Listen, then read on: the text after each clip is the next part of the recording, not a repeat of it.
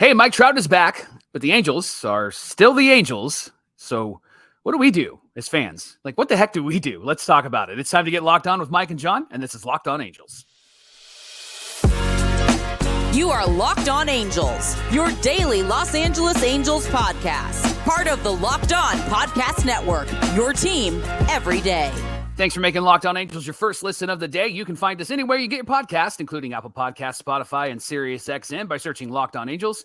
And the best way to help us out is by giving us a rate and a review. Thank you to those that have given us 5 stars recently. We appreciate you. And those watching on YouTube, make sure that you're subscribed and click that bell to be notified every time a new episode drops. What's going on, everybody? Welcome to another edition of Locked On Angels, where it's your team every day. You've got the Frisch Brothers here with you, a.k.a. the Super Halo Bros. My name is John, and that's my brother Mike. And my name is Mike, and that's my brother John. We're here talking Angels baseball Monday through Friday, every single weekday. The only place you can get daily Angels coverage from the Super Halo Bros, of course, and pretty much anywhere. Unless you're listening to ESPN or The Athletic, they're usually just trashing our Halos, and that's okay. There's room for that, and there's certainly room for that here. But we try to look for the silver lining, which is what we're gonna have to do on today's show, Mike, because we do have Mike Trout back. But what does that mean for this team?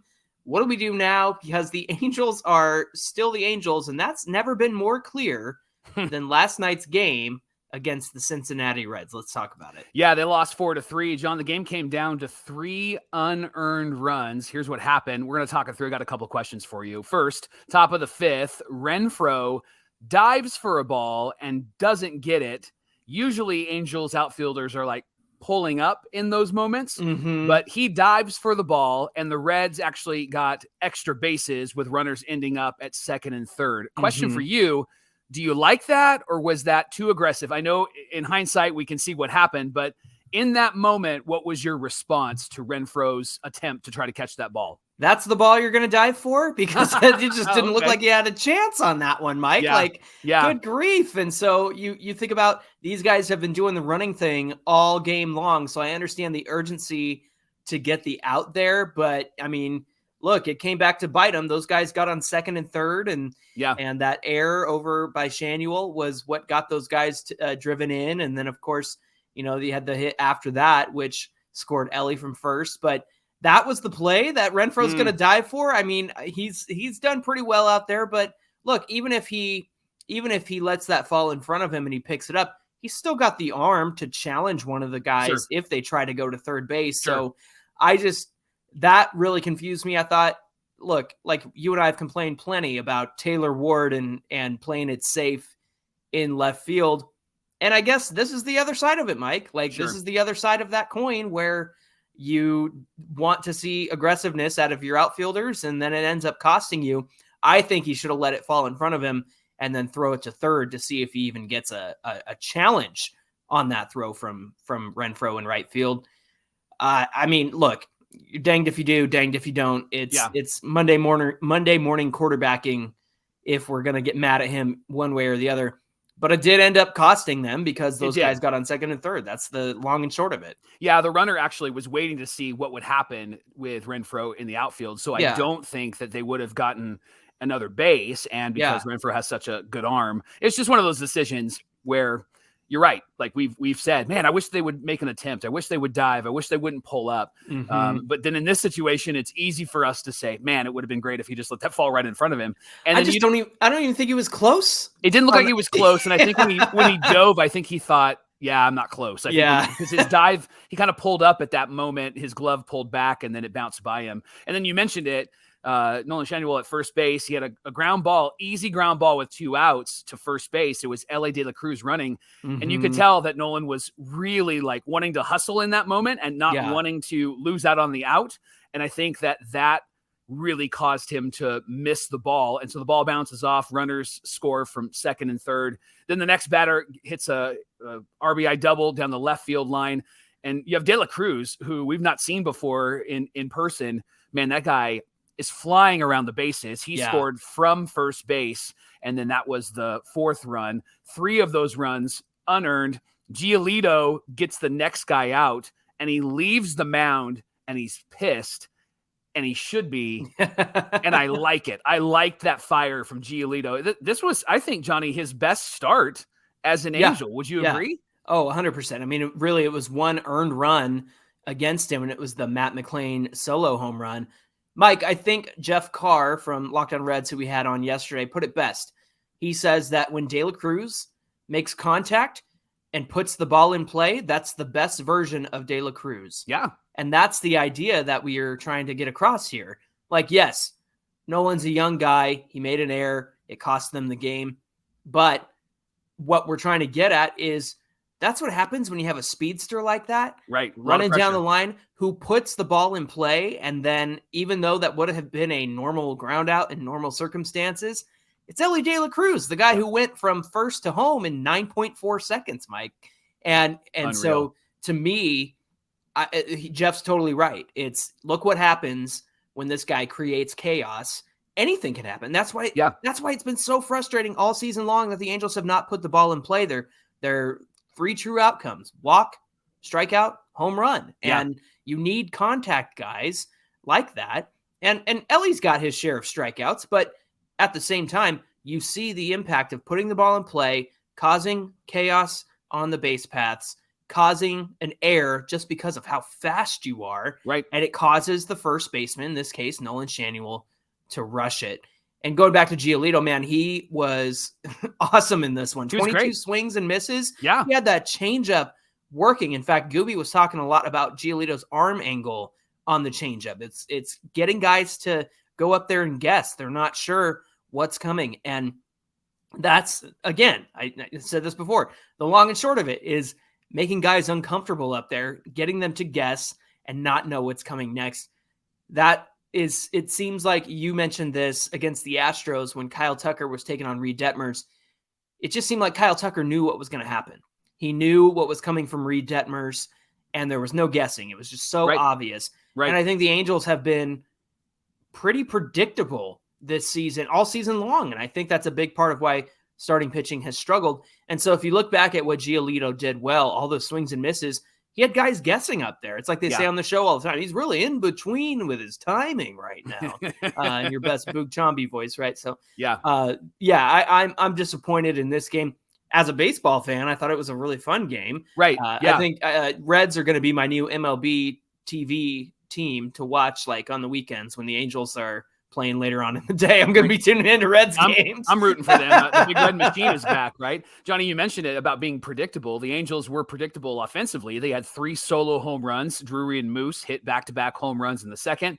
O'Hoppe got his first hit, which was a home run. He was 0 for 10 in coming into this game. And he had a lot of long fly balls, but he finally got a hold of one, and that was good to see. Should have been enough, but because of the errors, it really doomed the Angels. Mm-hmm. Johnny, I guess this is just a question I've been thinking about, like, what is it about this team that just every decision that's made, it just doesn't work? Every maneuver they make just doesn't work. We're going to make these trades and go all in, and that didn't work. And then we're going to bring up Nolan Schanuel, and that didn't work. And now Mike Trout is back, and I know it's only been one game, but that didn't work. Like, it just seems like nothing happens with this team. What do you think it is? They're missing that spark, like you're saying, and I think that's what you mean. I mean, look, I'm not going to write off Nolan Schanuel yet in terms of like that didn't work. I just think like, it's almost like, what's the point right now? I mean, you went all in and you blew it, and you got guys back, 3 weeks after you already blew it. And to me, it's too little, too late. You said it the other day, too little, too late, Phil, when he was screaming in the dugout. But Mike, I hear what you're saying. And I think if I have this right, you're saying they need to do the George Costanza, where every instinct they have is wrong. The opposite must be right. And so there you go. I think the Angels just need to go against all their natural instincts. Say, what would I do in this situation? Right. Okay, what's the opposite of that? I'm going to do that instead. Right. So I think that's really what it comes down to. Johnny, the tweet of the day yesterday that I saw was Mike Trout is back. And then somebody retweeted it and said, that's like calling one of the lifeboats back to the Titanic after it's already sank. I thought that was fantastic. I know it's hard right now to be a fan. I think what we're going to do on Locked On Angels is we're going to look for the good moments and the good plays and the good details in each of these games. And if there's something that you see that's good that we need to highlight or we should talk about, like throw it our way on social media or comment below. I think that that's what we need to hang on to right now, Angel fans, because right now we don't have much to hang on to at all. Aaron Loop was good. There you go. You're already you're starting it off strong, John. That's right. I liked O'Hoppe's home run. I thought that was great. That one was way outside. I love his fire and his excitement as well when he threw out De La Cruz at second base. All of that. I love the young guys on this team. That's another example, Mike, is like, look at how much those guys were trying to steal and take extra bags, and they got away with a few there for a couple times. And Logan O'Hoppe finally got De La Cruz, and it was like, yeah, I got it. And so that, to me, you're right. That's the energy and the enthusiasm that we need. This team is just tired. Like, not like tired, like, but like there's wired and there's tired, where it's like a tired trend, a tired scenario. Like, they're just tired, and I'm tired of them because they aren't playing with any urgency. And I mean, gosh, you think about the Rangers just lost 6 in a row, Mike. And can you imagine if we weren't 5-14 this month, how different things would look if the Angels could just put it together and haven't pooped the bed since the trade deadline? The Mariners are a perfect example of that, Johnny. Like, look what the Mariners have done. They've gone on a huge run. Congratulations to them. Their star has stepped up. Congratulations to him. That's why they're in the place that they're in. They're I think a game out right now, or 2 games out of first place in the AL West. Like, unreal. It's unreal. Hey, listen, the Angels are back at it against the Reds. Today, it's a doubleheader. Shohei is going to start that first one. Reid Detmers is going to be in the second one. We're not worried about Shohei on the mound, considering what he did against the Tigers in their last doubleheader. Right. And then he went on to hit a home run in the second game. And Homie's probably going to play both games and hit because he's a rock star. Right, exactly. But they are playing at 1:07 and 6:38 Pacific time. If you bought tickets for Monday night, your ticket is good for Wednesday night's game, by the way. You can catch every pitch of the Angels hometown broadcast if you're not going to the game on SiriusXM with the SXM app. All you got to do is search Angels. Coming up on Locked On Angels, Mike Trout is back. What does that mean for this team? Well, Mike and I are going to talk about that coming right up. Today's show is brought to you by eBay Motors, and eBay Motors is actually really, really great for those that know cars, but it's also really great for someone like me that has no idea what I'm doing, especially when it comes to buying parts for my car. I usually just call my friend Jeremy, shout out Jeremy Goss, but I love eBay Motors because you can get the right part at the right price, and it's always a guarantee perfect fit. They have this thing called the My Garage, and you can place your car in the My Garage, and then it'll give you a check mark, a green check mark, to tell you that that part is actually perfect fit for the car or truck that you're working on. And with over 122 million parts to choose from, you're going to be back in the game with eBay Motors in no time. So get the right parts and the right fit at the right prices on ebaymotors.com. Eligible items only, exclusions do apply, and the eBay Guarantee Fit is only available to U.S. customers. Thanks for making Locked On Angels your first listen of the day. Hey, Locked On Everydayers, join us on Friday. It's going to be a fan mail Friday, so if you want to get your questions in, you can do so by sending them to us.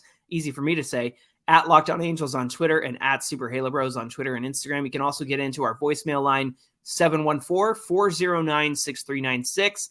Love to get a 30-second voicemail from you.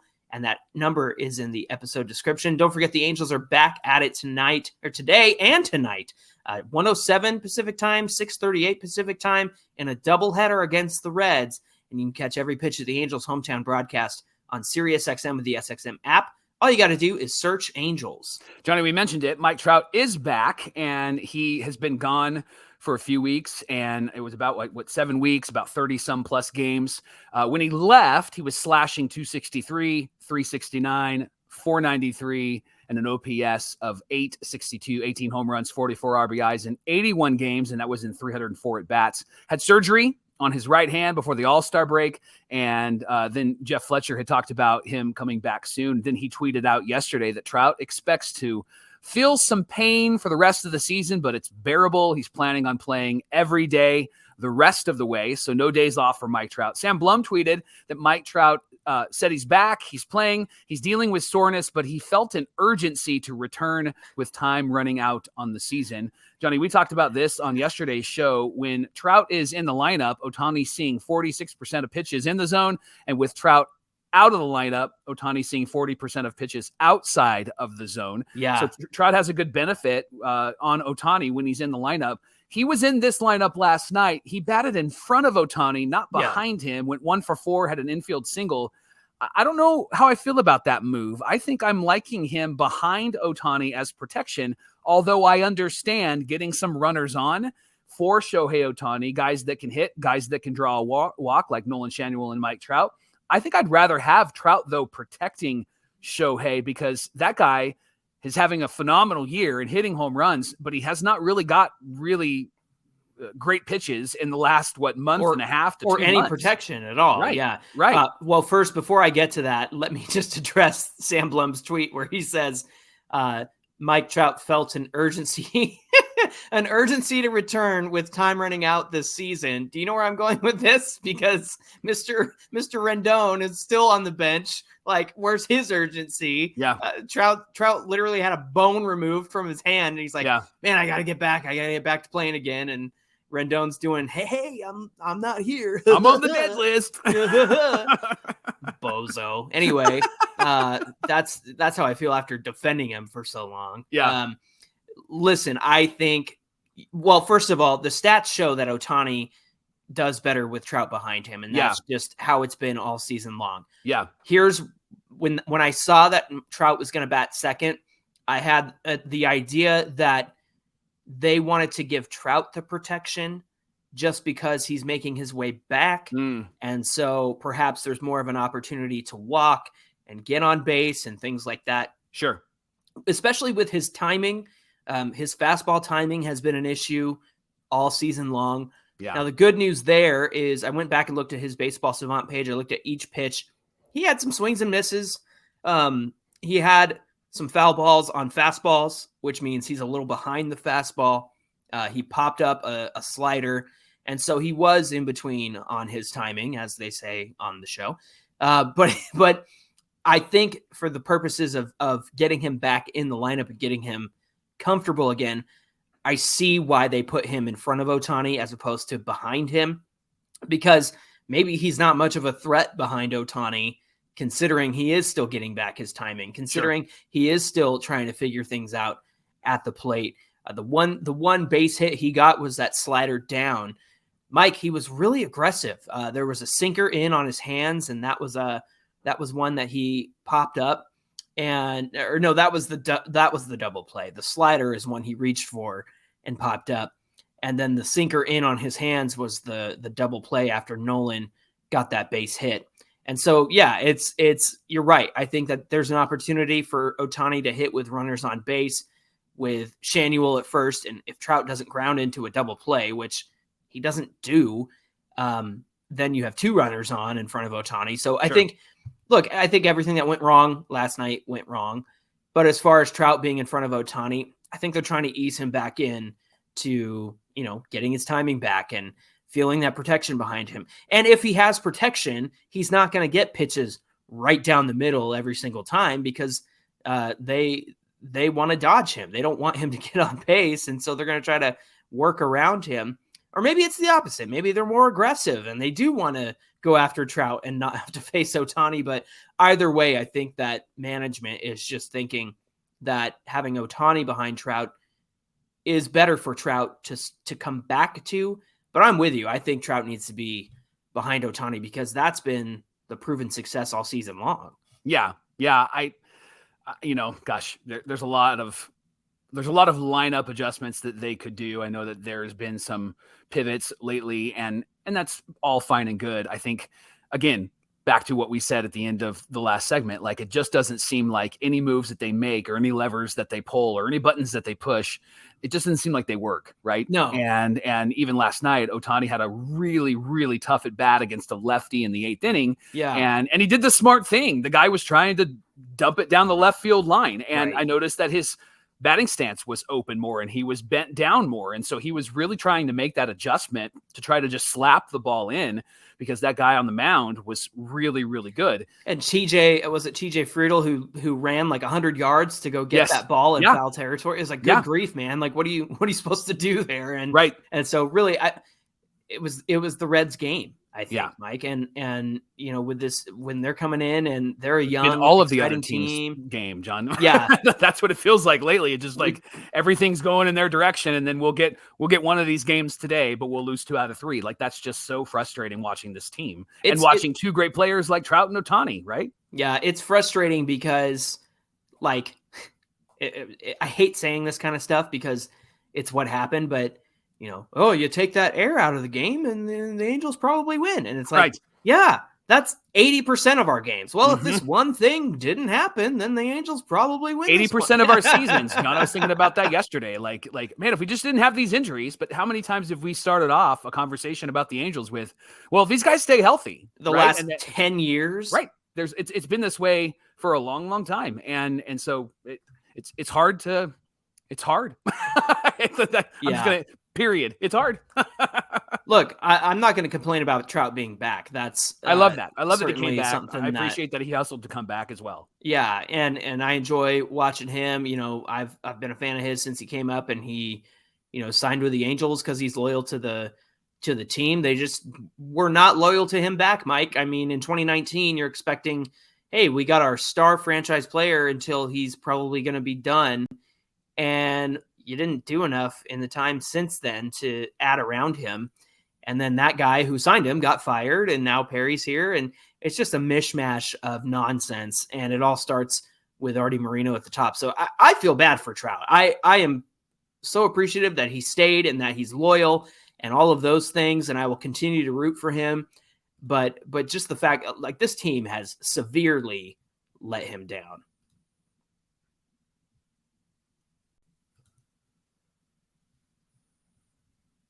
Johnny, starting game 2 of the doubleheader is the one and only Reid Detmers, who actually had a really great start against Texas last time out. 7 1/3, 1 hit, 4 walks, 5 Ks. Give a lot of credit to Matt Wise for his success. They said that they worked on a ton of things before the start against the Rangers. I know we're struggling with believing that. What made Reid successful, and what should he do against the Reds tonight? Johnny, the quick answer is that Reid's velocity was down almost a mile per hour across the board with almost every one of his pitches. Why don't you share some of the specifics? Yeah, if you take a look at his 4-seam fastball, he averaged 93.6 the last time out against Texas. And on the year, he was averaging 94.7, so almost a tick higher over the course of the year. He was actually a tick lower in this Ranger game. 88.2 versus 89.2 on the slider. That's down 1 mile per hour. The curveball, 73.7, down 1.5 miles per hour from his year average of 75.2. The changeup was right in line with his year average, 86.1 versus 85.7 miles per hour. And then the sweeper, Mike, was almost down a whole tick. It was down 0.7 miles per hour at 82.6.